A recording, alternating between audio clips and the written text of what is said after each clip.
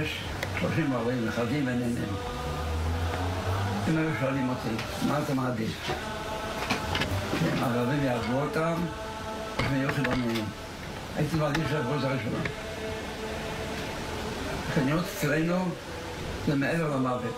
זה תת-תרבות, זה פיגור הכי גדול, בפשע. אחרי 7 באוקטובר אנחנו נמצאים בעולם חדש לגמרי במובן השלילי שלו. בכל מקרה שיהיה. אנחנו מעדיפים את הכלא על הצורך, שהם משאים. לא נגמרנו מזה מאוד עושים. בכל זאת חיים זה דבר קדוש, לא? יש משהו יותר קדוש. האמונה. לא נראה יותר טוב להישאר אפילו עם המנדט הבריטי, ולא מדינה יהודית כביכול חילונית. אז מה הפתרון? יש לי מוצר משהו, אני תתמודד, אני לא...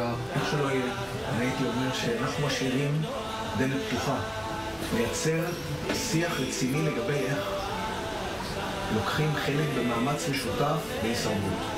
שיח יכול להערך רק איך חיים בשלום, אבל שוב, שיח על תרבות משותפת או מכנה משותף, אין.